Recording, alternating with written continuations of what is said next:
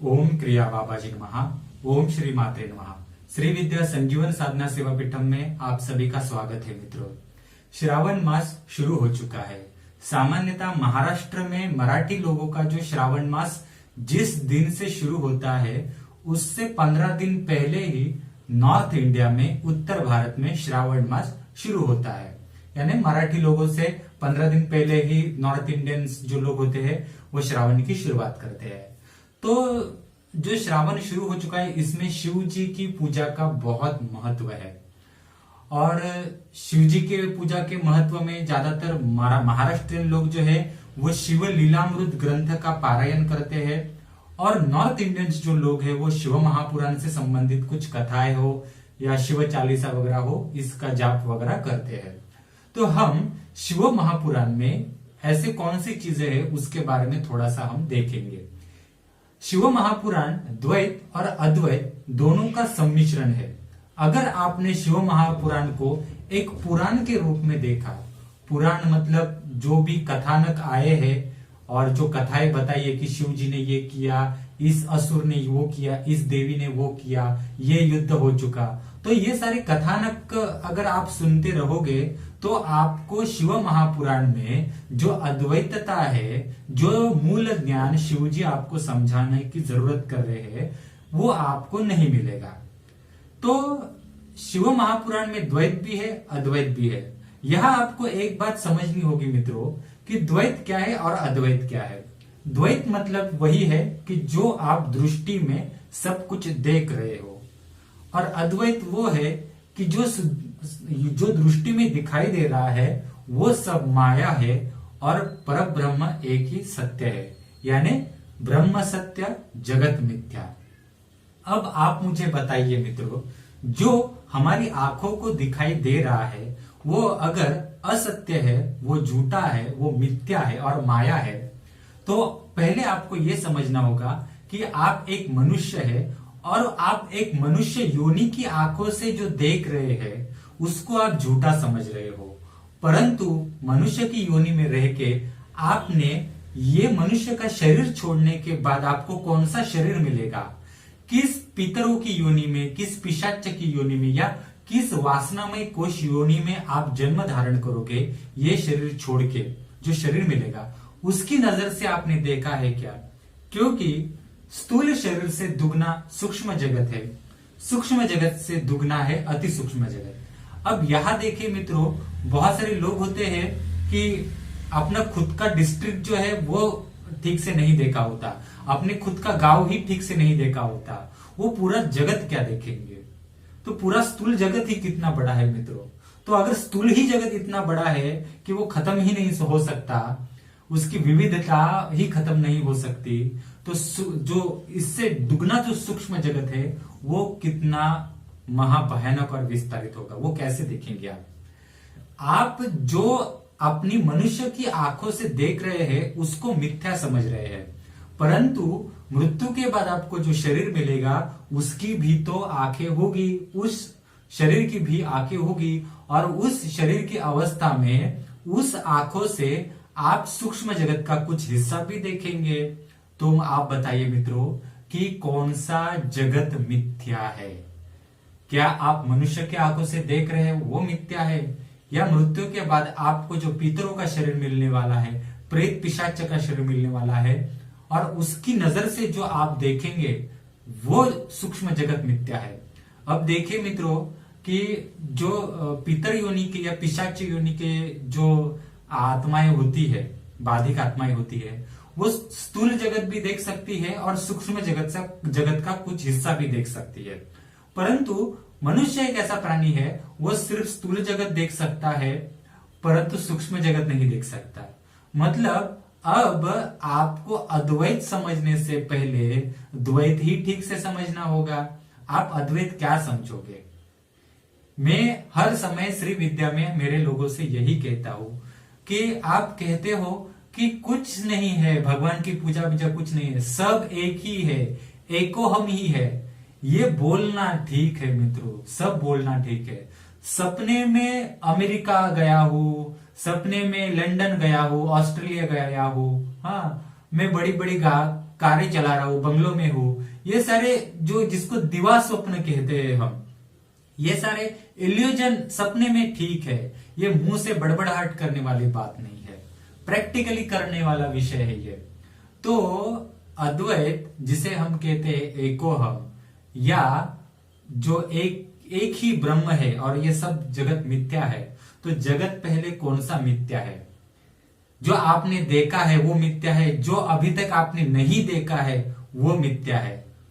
कौन सा जगत मिथ्या है मित्रों? और इसी चक्कर के बीच में आदि शंकराचार्य फंसे थे, और फंसने के बाद जब सब लोगों को, भारत में जितने सारे मठाधीश थे उनको हराने के बाद लास्ट मोमेंट में, एंड मोमेंट में उनको एक चांडाल, स्मशान में काम करने वाले एक चांडाल से हारना पड़ गया, और वहां अद्वैत भी जो है उसने भी हाथ टेक दिए, और फिर जाके आदि शंकराचार्य जी को श्री विद्या की दीक्षा ग्रहण करनी पड़ी। तो ये बहुत बड़ा विस्तार है। और जब आप अद्वैत का अभ्यास करते हो तब एक बात आपको समझनी होगी कि जिसे अद्वैत यानी हम ब्रह्म कह रहे हैं, उस अद्वैत में द्वैत नाम के शब्द भी है, यानी द्वैत नाम की माया है। मतलब ब्रह्म भी जो है वो माया में लिप्त है, यानी आप ब्रह्म में लिप्त माया का अभ्यास करना चाहते हैं, या ब्रह्म खुद आपको एक कुछ नहीं है ऐसा एक इल्यूजन पैदा कर रहा है, एक सम्मोहन डाल रहा है, उसका अभ्यास कर रहे हैं। ये एक बहुत बड़ी एक, जैसे एक सांप सीढ़ी कैसे होती है, बचपन में हम कहते हैं सांप सीढ़ी, 100 अंक होते हैं, और कुछ सांप होते हैं बीच में, कुछ सीढ़ियां होती है, और हम सोंगटियों से उसको अगर 6 आ गए तो कोई सीढ़ी मिलती है और सीधा ऊपर जाते हैं।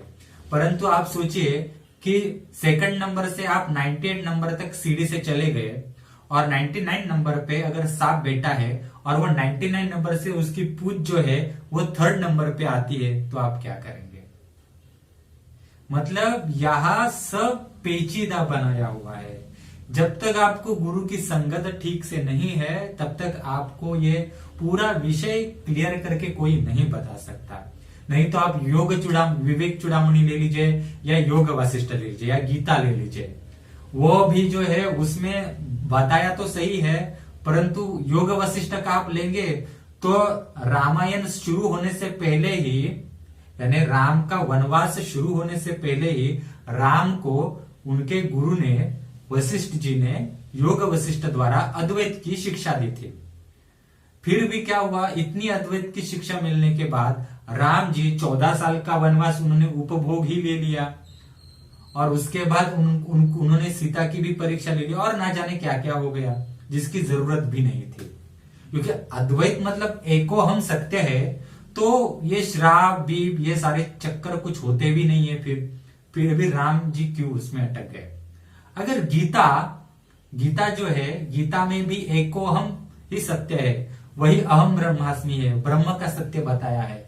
अगर जो गीता जानने वाला, गीता को प्रकट करने वाला श्री कृष्ण इतने महान है, तो प्रश्न आता है कि महाभारत उन्होंने इतना क्यों रचा? जरूरत ही नहीं थी, वो अपनी शक्ति से भी समझा सकते थे। तो यहां द्वैत और अद्वैत ये जो झमेला है, ये इतना आसान नहीं है कि ठीक से हम समझ पाए। इसलिए हर समय गुरु के साथ चर्चा होनी आवश्यक होती है।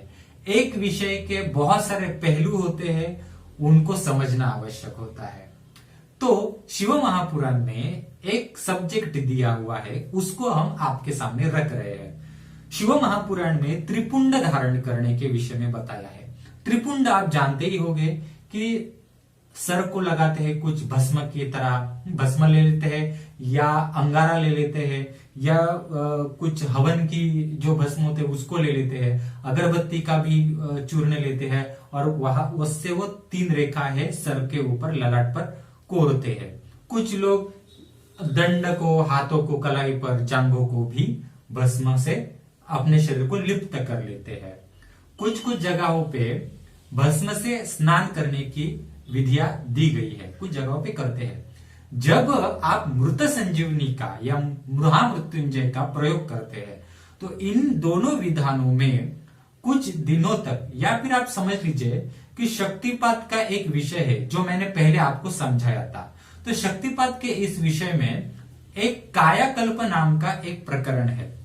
तो कायाकल्प विधान में क्या है कि शरीर को अलग अलग जो वनस्पतियों का जो चूर्ण होता है, रस होता है, उसमें डालकर शरीर के ऊपर नया एक बॉडी चढ़ाई जाती है और वो बॉडी मृत हो जाती है और दूसरी बॉडी चढ़ाई जाती है।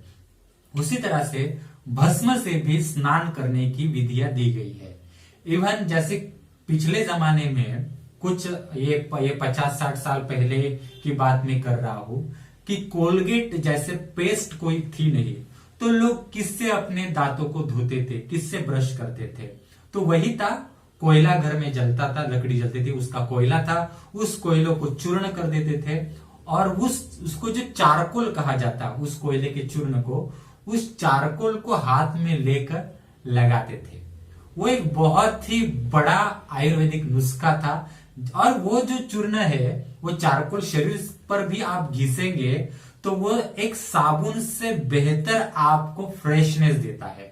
ये है कायाकल्प का। ये भी तो बेसिक पिछले जमाने से ही चल रहा था, परंतु आज देखिए लोग मित्रों कि हीलिंग के पीछे चल रहे हैं लोग। हीलिंग से कैंसर का दूर करने में लोग लगे हैं। हजारों की भीड़ में एक हीलिंग के कुछ ना कुछ चैप्टर लेते रहते हैं, परंतु मृत संजीवनी के और महामृत्युंजय कितने सारे जाप करते हैं लोग, परंतु जो मूल विधान है उसका स्टडी कौन करेगा मित्रों? ये हमें समझना होगा। तो कितने लोग जानते हैं इस चारकोल के विषय में? आज भी कुछ ऐसे लोग हैं कि जो इस चारकोल की पाउडर जो है मुंह में लगाते हैं और दांतों को दंत मंजन की तरह यूज करते हैं और इस क्रिया से दांतों को कोई नुकसान भी नहीं रहता और दांत जो होते हैं पूरे स्वच्छ हो जाते हैं। इसी तरह घर में जो लकड़ी के लिए कोयला जलाते थे तो उसकी राख भी बनती थी। तो राख बनती थी, वो राख क्या होती थी? लोग उस राख, साबुन थे नहीं उस जमाने में, तो राख लेते थे और राख को पूरे शरीर को घिसते थे और उससे स्नान करते थे। वो एक बहुत बड़ा नुस्खा है आयुर्वेदिक, आज लोग भूल चुके हैं उसे भी। तो ये जो राख, ये जो भस्म है, कुछ ऐसे भी इसमें नुस्खे होते हैं कि जो हम अलग अलग प्रकार के हवन करते हैं, इसमें अलग अलग प्रकार की जड़ी बूटियां डालते हैं और इन जड़ी बूटियों की जो राख होती है, इनसे बने सोप अथवा ये राख अगर आप शरीर में पूरा किसी तेल में घोल दीजिए, इसे तेल में घोलने के बाद या फिर आप किसी पानी में, जल में उसको घोल दीजिए और वो बहुत अच्छी तरीके से शरीर को मालिश कीजिए उस राख की, जो हवन से निकली हुई राख है उसकी, और पूरे शरीर को लिप्त कर लीजिए और कुछ समय के लिए आप वैसे के वैसे ही बाथरूम में बैठिए मालिश करके और 10-15 मिनट बाद आप गर्म पानी से स्नान कर लीजिए। देखिए ऐसा अगर आपने 1 हफ्ता या 10 दिन किया तो आपके शरीर में ना जाने कितने बदलाव आएंगे। बहुत अंदर के रोम जो होते हैं या टॉक्सिक होते हैं हमारे शरीर में, अन्नमय कोश, प्राणमय कोश, ये जो खराब होता है, हम रोज का जो कुछ अलग अलग खाते हैं उससे, वो सब पूरा का पूरा आपको फ्रेशनेस और ठीक ठाक हो जाएगा। आप जरूर ट्राई कीजिए मित्रों। मुझे बेहद दुख होता है कि काफी लोग शिवा की बातें करते हैं, हजारों रुपए, लाखों रुपए कर्जा निकालकर शिविरों में खर्च करते हैं, परंतु इंडिया का, भारत का जो मूल ज्ञान है वो आगे बढ़ ही नहीं रहा है मित्रों। अब शिवजी ने भी शिव महापुराण में त्रिपुंड की इसमें यही कहा है कि जो शिव को मानता है,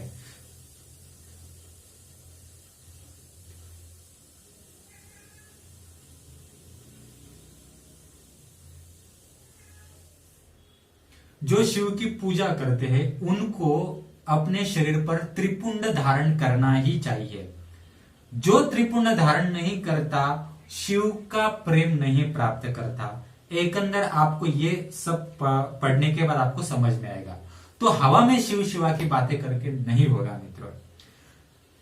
आप विद्येश्वर संहिता शिव महापुराण का है, उसमें आप त्रिपुंड का महिमा देखेंगे तो यह कहा है कि शिव का नाम, विभूति और रुद्राक्ष, इन तीनों को मुख्य माना गया है। भगवान शिव के नाम को गंगा के नाम से जोड़ा गया है। भगवान शिव की विभूति को, विभूति यानी जो भस्म है, कहाँ का भी आप भस्म ले लीजिए, उस भस्म को विभूति कहा गया है। उस विभूति को यमुना जी का नाम दिया गया है और भगवान शिव के रुद्राक्ष को सरस्वती का नाम दिया गया है। आगे कहा गया है कि इस भस्म में दो प्रकार होते हैं, एक होता है महाभस्म नाम और एक होता है स्वल्प भस्म नाम। महाभस्म नाम में भी 3 प्रकार है, एक श्रोत भस्म, स्मार्त भस्म और लौकिक भस्म। इसमें से श्रोत और स्मार्त भस्म जो है वो ब्राह्मणों के लिए है, जो वेदों का डेली अध्ययन करते हैं, या फिर जो लोग डेली साधना करते हैं उनके लिए वो अलग से बनाया हुआ भस्म होता है, वो धारण करने का विधान होता है। भस्म भी अलग अलग प्रकार होते हैं, जैसे कि हम राख किस कहीं की उठाते हैं या हवन की भी राख उठाते हैं, या फिर जो अग्निहोत्र हम करते हैं उसके राख को भी एक भस्म कहा जाता है, या त्रिपुंड में वो भी यूज किया जाता है।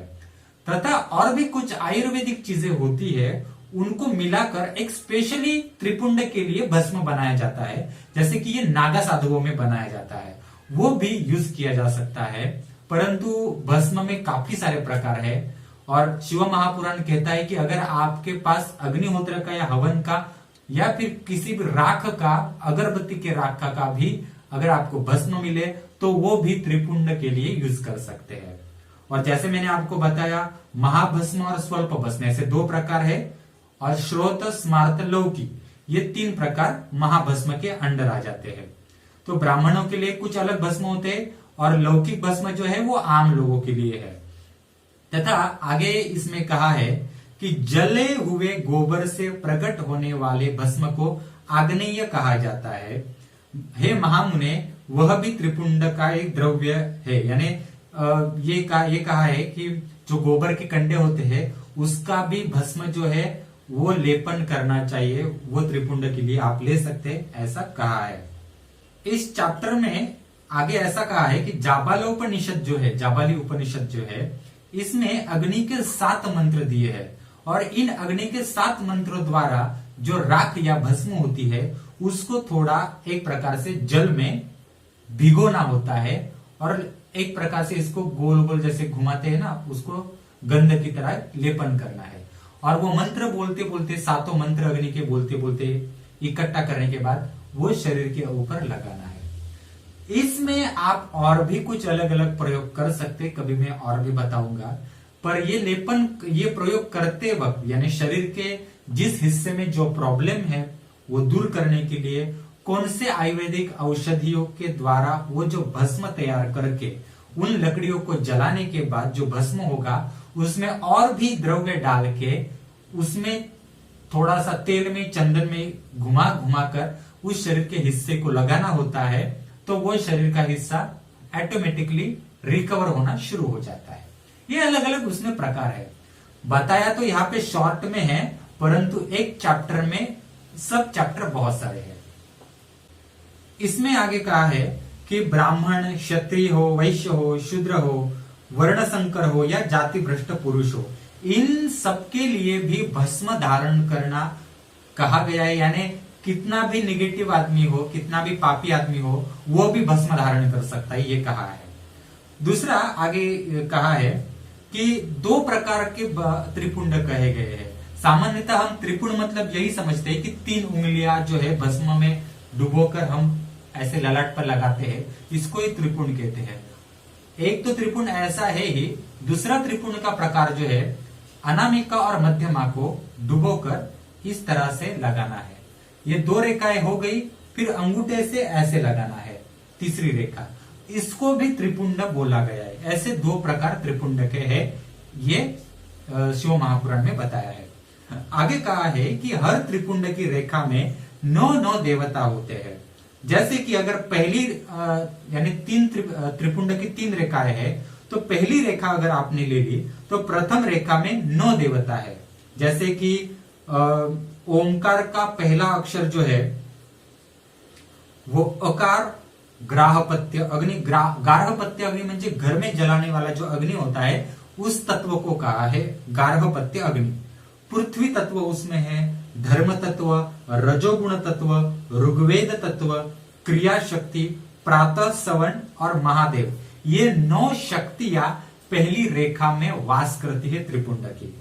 सेकंड रेखा में, यानी पहली रेखा के ऊपर जो सेकंड रेखा होती है, उसमें ओंकार का उ अक्षर दक्षिण अग्नि जो होता है, यह अग्नि का एक प्रकार है। आकाश तत्व, सत्व गुण, यजुर्वेद तत्व, मध्यम दीन सवन, इच्छा शक्ति तत्व, अंतरात्मा तत्व और महेश्वर, ये 9 देवता दूसरी रेखा में वास करते हैं। और तीसरी रेखा में ओंकार में जो तीसरा वर्ड है मकार, वो मकार आहवनीय अग्नि, परमात्मा, तमोगुण तत्व, द्युल्लोक, ज्ञान शक्ति, सामवेद तत्व, तृतीय सवन तथा शिव, ये तीसरी रेखा में एक प्रकार से वास करती है। यानी जो 3 रेखा है उसमें एक एक करके 9 देवता रहते हैं। आगे इसमें कहा गया है कि शरीर पे जहां त्रिपुंड धारण करना है वो 32 जगह शरीर की, अथवा अगर समय कम हो तो 16 जगह पे, 8 जगह पे, अथवा शरीर के 5 स्थानों पर, जगहों पर आप त्रिपुंड लगा सकते हो। तो उसमें से वो जगह कौन सी है, तो मस्तक हो, ललाट, दोनों कान, दोनों नेत्रों के ऊपर, दोनों नासिकाएं, मुख, कंठ, हाथों के ऊपर, दोनों कोहनिया, दोनों कलाइया, हृदय, दोनों पार्श्व भाग, नाभि, दोनों अंडकोश, दोनों उरु प्रदेश, दोनों गुल्फ प्रदेश, दोनों घुटने, दोनों पिंडलिया और दोनों पैरों को, ये 32 स्थानों के ऊपर त्रिपुंड लगाने का विधान यहाँ पे कहा गया है। उसी के साथ आगे कुछ मंत्र के विषय में इसमें और अच्छी तरीके से कहा गया है कि ये जो हमारा शरीर है, ये शरीर हमारा ये जो 32 स्थान है, इसमें अग्नि, जल, पृथ्वी, वायु, 10 दिक्प्रदेश, 10 दिक्पाल, 8 वसुओं का निवास है। धर, ध्रुव, सोम, आप, अनिल, अनल, प्रत्युष और प्रभास, ये 8 वसु है। तो ये सारे शरीर के ऊपर जो देवी देवता है उनको एक प्रकार से शुद्ध करने का वो एक मार्ग है, ऐसा हम कह सकते हैं, त्रिपुंड को धारण करना। और यहाँ इसमें अगर आप पढ़ेंगे तो आप जरूर इसमें से पेज नंबर 100 है, अगर आपने संक्षिप्त शिव महापुराण गीता प्रेस गोरखपुर का पढ़ा तो इसमें काफी अच्छे से दिया है। मंत्र भी दिए है कि किस मंत्र के द्वारा आपको त्रिपुंड का जो भस्म है उसको गोल गोल घुमा के शरीर के ऊपर लगाना है और कौन से मंत्र से करना है, ये बहुत अच्छी तरीके से दिया हुआ है। ऐसे बहुत सारे इस भस्म में विधियां लिखी हुई है। और अगर आप घर में डेली हवन करते हैं तो हवन की जो राख होती है वो कहीं फेंक ना देकर हफ्ते में एक बार तो कम से कम, जब आपको समय मिले, सुबह स्नान करने से पूर्व शरीर को बहुत अच्छी तरीके से उस भस्म की राख से शरीर को लेपन कीजिए, एक प्रकार से घिसिए। और ये एक वैदिक हीलिंग की प्रक्रिया है जिसे हम शक्तिपात में जो कायाकल्प कहते हैं वो एक बेसिक विधान हम कह सकते हैं। और शरीर पर घिसने के बाद कुछ मंत्रों के द्वारा भी शरीर के ऊपर घिस सकते हैं। महामृत्युंजय या मृत संजीवनी मंत्र के द्वारा भी ये राख शरीर के ऊपर घिस सकते हैं। कुछ समय तक ऐसे ही बैठिए और बाद में आप स्नान कीजिए, आपको काफी अच्छा दिखाई देगा। और जो शिव भक्त है, शिव को मानते हैं और बस हवा में शिव शिवा की बातें नहीं करते, वो सही सच्चे शिव भक्तों को शरीर के ऊपर भस्म का लेपन करना आवश्यक है। भस्म का लेपन करना कोई भी अंधश्रद्धा वाली बात नहीं है, ये एक साइंटिफिक रीजन है और पहले के जमाने में ये यूज किया ही जाता था। तो मित्रों, शिव महापुराण में इतना ही, आप जरूर इसे पढ़ लीजिए, ये विद्येश्वर संहिता में लिखा हुआ है। हमारा यूट्यूब चैनल सब्सक्राइब कीजिए, शेयर कीजिए। अगर आपको कोई ऑनलाइन कोर्स करने हैं रिचुअल बेसिस या नॉलेज बेसिस तो श्री विद्या एसेंशियल, क्रियायोग एसेंशियल, सिद्ध कुंजिका साधना के कोर्सेस अवेलेबल है। मुझे फोन कर सकते हैं, डिस्क्रिप्शन बॉक्स में फोन नंबर और सारे लिंक्स दिए हैं। धन्यवाद मित्रों।